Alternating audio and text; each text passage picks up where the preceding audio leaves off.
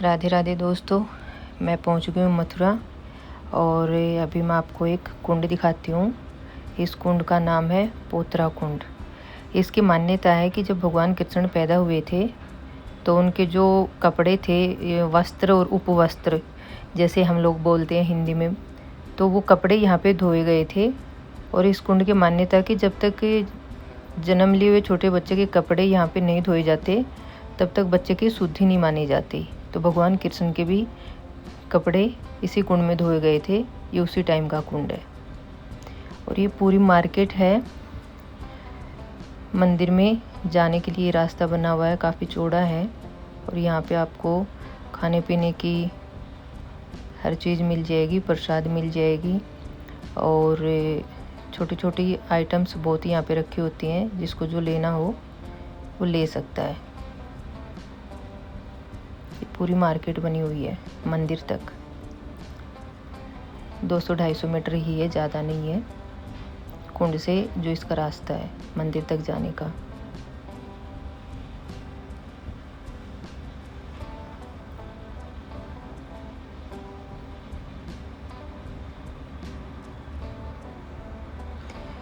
और ये हम पहुंच गए हैं मंदिर।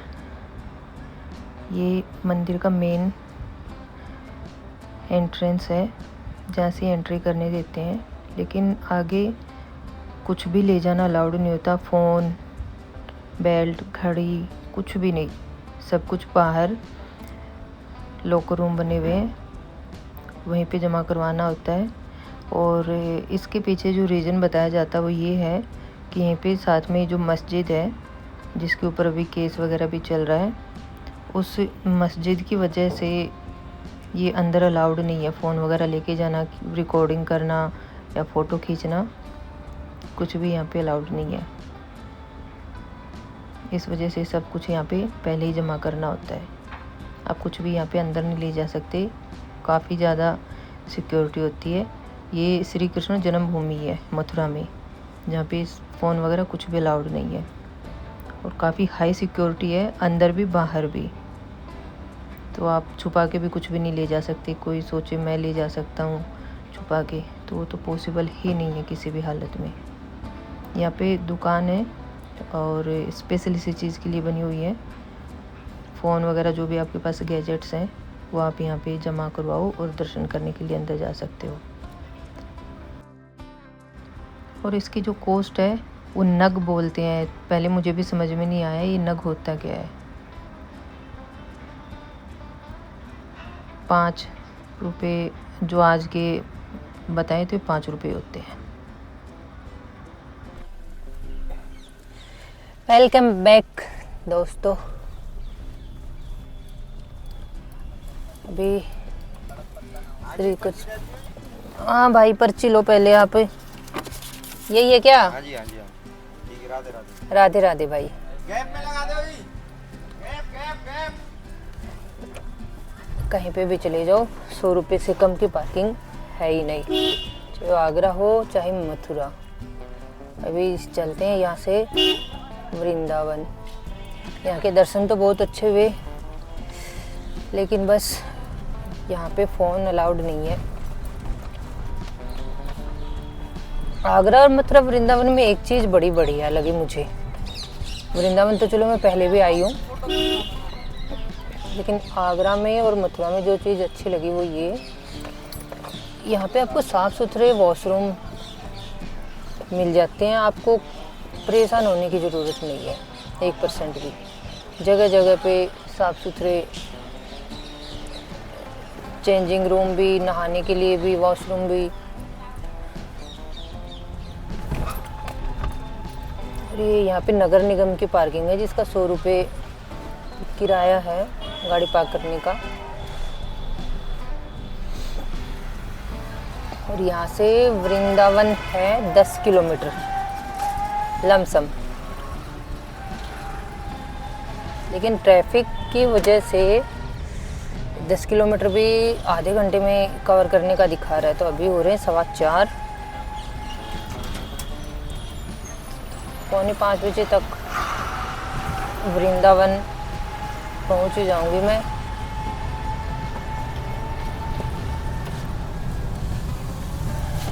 बांके बिहारी मंदिर 4:30 से 8:30 बजे का टाइम है सर्दियों का, तो बड़े आराम से दर्शन हो जाएंगे बांके बिहारी जी और प्रेम मंदिर के। निधिवन का तो शायद निधिवन तो 5 बजे बंद हो जाता है, तो निधिवन तो पॉसिबल नहीं होगा आज। निधिवन के कल दर्शन होंगे और कल फिर जाएंगे बरसाना, लाडली जी महाराज के दरबार।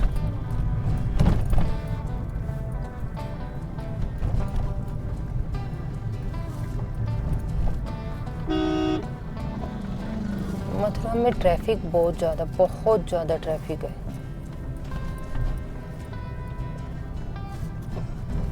ये तो मैं थोड़ा आउटर में चल रही हूँ तो नहीं दिख रहा इतना ट्रैफिक, लेकिन बहुत ट्रैफिक है। अगर आप मेन उसमें जाओगे तो गाड़ी निकालना बहुत बड़ा टास्क रहता है आपके लिए। राधे राधे दोस्तों, वृंदावन गोवर्धन मैंने हाईवे पकड़ लिया, तो मुझे सिर्फ 10 मिनट लगे यहाँ तक पहुँचने में मथुरा से। अगर मैं बीच में से गांव के बीच में से होते हुए जाती तो मुझे पौना घंटा दिखा रहा था। फिर मैंने पकड़ लिया हाईवे जो मेन है आगरा मथुरा वृंदावन वाला, जो दिल्ली से जो आता है, तो इसमें मुझे सिर्फ और सिर्फ 10 मिनट यहाँ पहुँचने के लगे हैं।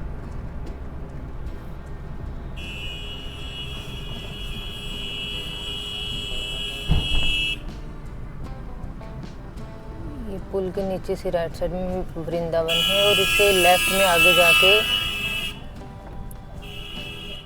गोवर्धन के लिए रास्ता चला जाता है। गोवर्धन यहाँ से है 20-22 किलोमीटर वृंदावन से।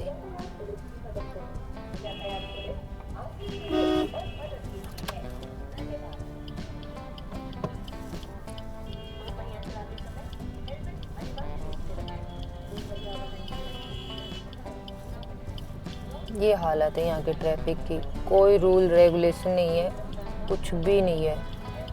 और यूपी पुलिस, उसका तो क्या ही कहना।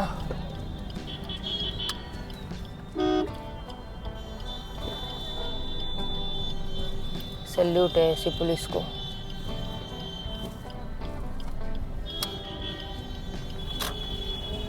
उनको अपनी ड्यूटी से कोई मतलब नहीं है कहाँ पे कौन रोंग जा रहा है, कौन रोंग आ रहा है, कौन कैसे रफ ड्राइविंग कर रहा है।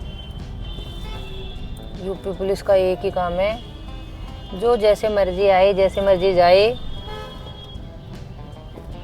हमें बस अपने ड्यूटी के घंटे पूरे करने हैं, मोबाइल चलाना है और वापस जाना है।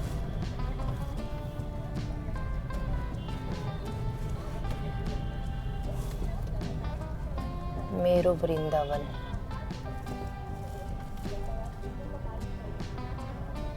Welcome to Vrindavan. यहाँ से प्रेम मंदिर 4.7, बिहारी जी टेम्पल 6.5 किलोमीटर,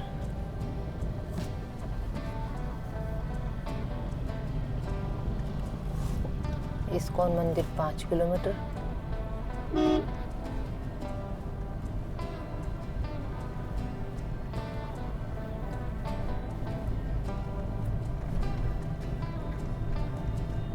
मेरी साइड में माँ वैष्णो देवी का मंदिर, इस पे मैं कल आऊँगी। अभी तो मैं सीधा बांके बिहारी मंदिर जाऊँगी। यहाँ पे मैं कल आऊँगी सुबह दर्शन करने।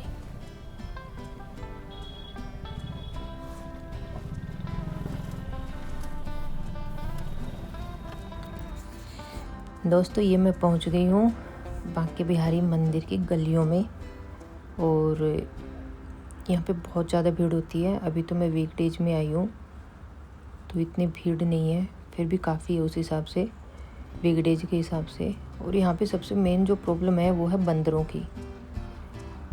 आप फ़ोन भी हाथ में लेके चल रहे हो, वो भी आपके लिए बहुत बड़ा रिस्क है, छीन ले जाते हैं। आप यहाँ पे अपने चश्मा नहीं लगा सकते, जिसको बिल्कुल नहीं दिखाई देता मेरे जैसे, फिर वहाँ के फाड़ फाड़ के देखता है।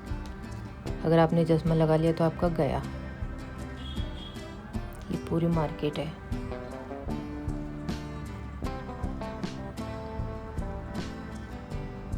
ये पेड़े प्रसाद बांके बिहारी जी के लिए। ये देखो भीड़, मैं वीकडे के हिसाब से सोच के आई थी कि यहाँ पे भीड़ नहीं मिलेगी, वीकेंड पे तो निकलना ही मुश्किल हो जाता है, लेकिन वीकडेज में भी सेम भीड़ है। ये एंट्री बांके बिहारी मंदिर की, आप लोग भी दर्शन कीजिए मेरे साथ।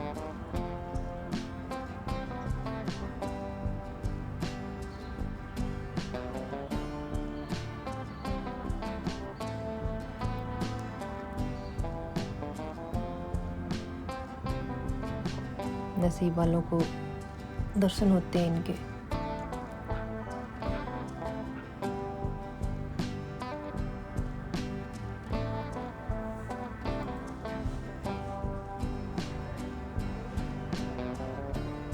और भीड़ देखो आप, लेकिन भीड़ से ज़्यादा आप बांके बिहारी जी को देखो।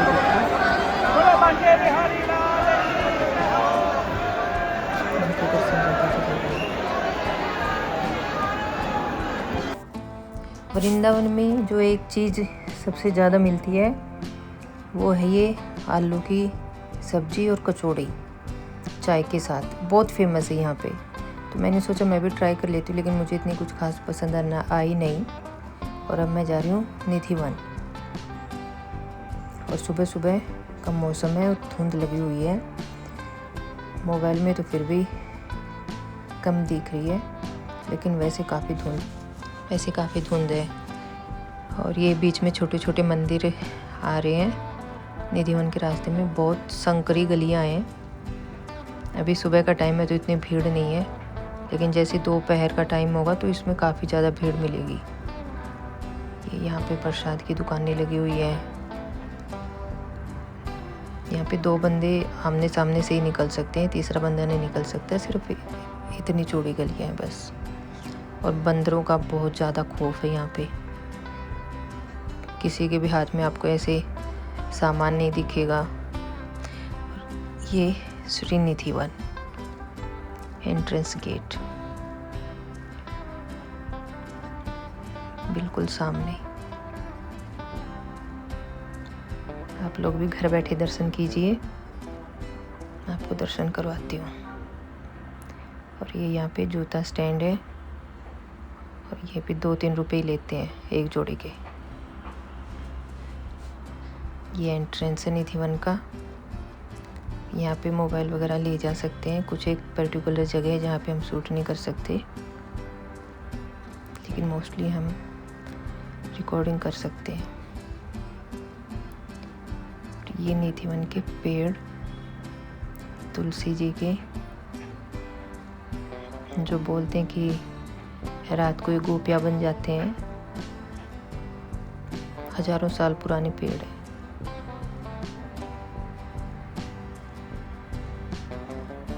5000 साल पुराना ये वन बताते हैं।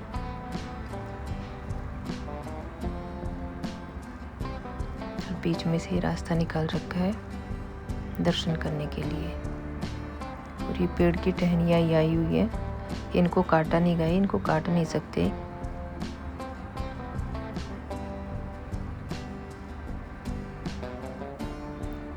तो उनके अंदर से जैसे भी हो सकता है ये बनाया हुआ है रास्ता, बिना उसको पेड़ों को काटे हुए।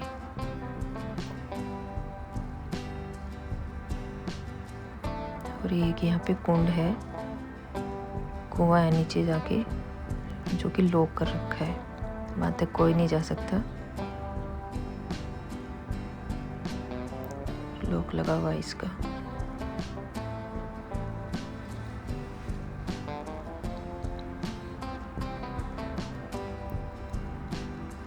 यहाँ पे भी फ़ोन अलाउड नहीं है, यहाँ पे आप मत्था टेक सकते हैं, लेकिन शूट नहीं कर सकते। मैंने जोर से थोड़ा सा कर लिया।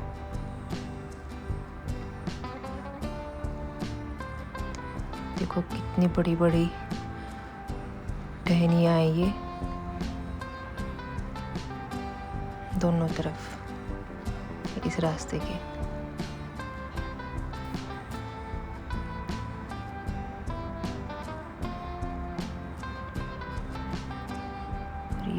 हुआ है जो उस तरफ से देखा था हमने।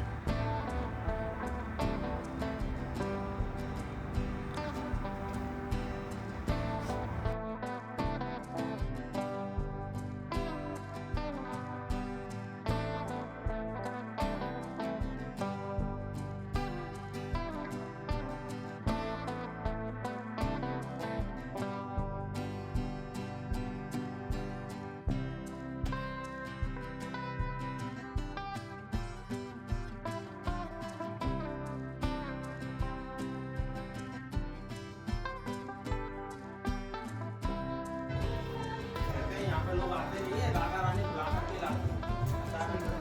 वृंदावन में आने का पहले जब राधा रानी किसी को बुलाती है ना, तो वो किसी तीरथ को पूरा करने के लिए बुलाती है। भगवान कृष्ण के परम मित्र थे सुदामा, भिखारी थे वो, भीख मांग करके खाते थे। 22 साल भिखारी बन करके रहे, चाहते तो भगवान कृष्ण उनको सब कुछ दे देते, लेकिन देने से पहले उनको अपने द्वारे बुलाया। द्वार का गए सुदामा जी तीरथ करने के लिए। जब वो दोनों के राजा दोनों राजा आई।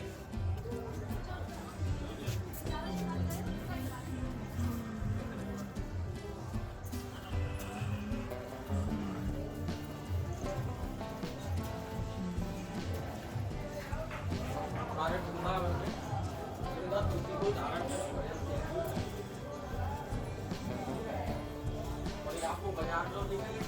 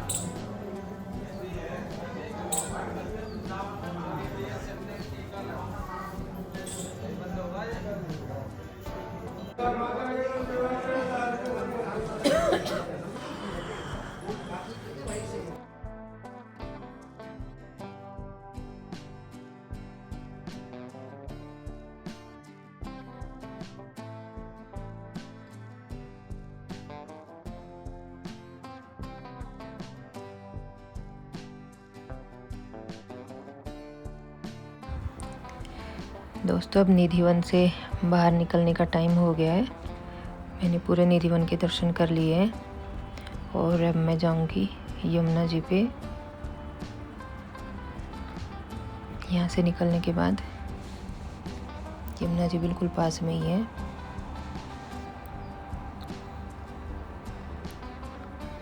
तो वहाँ पे दीपदान करना है मुझे। उसके बाद मैं निकलूंगी बरसाना के लिए। ये यमुना जी का घाट,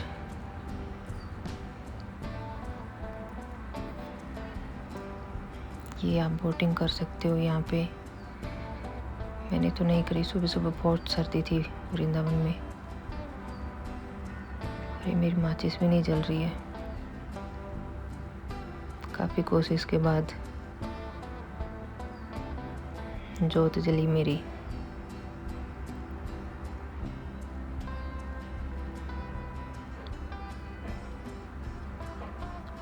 इसे दीपदान बोलते हैं, आप सबको पता ही होगा। दीपदान करने के बाद मैं निकलूंगी बरसाना के लिए, राधा रानी के दर्शन करने के लिए।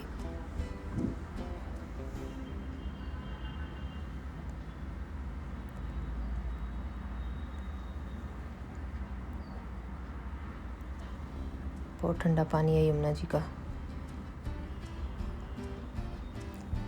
ये भी सुबह सुबह देखो बोटिंग कर रहे हैं लोग। मेरी तो हिम्मत नहीं थी ठंड में जाने की।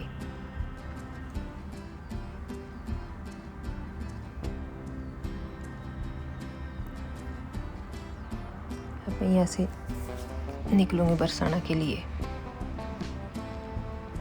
वृंदावन के। अभी मैं निकल रही हूँ बरसाना के लिए वृंदावन से दर्शन करने के बाद। और यहाँ पे सबसे मेन प्रॉब्लम है, आपको गाड़ी अंदर नहीं लेके आने देते। इन लोगों ने यूनियन बनाई हुई है और गाड़ी आपको वहीं पे लगानी पड़ती है पार्किंग में 4-5 किलोमीटर पहले, और फिर ई रिक्शा में आना पड़ता है। यहाँ का ये सबसे मेरा ख़राब एक्सपीरियंस रहा इस चीज़ का।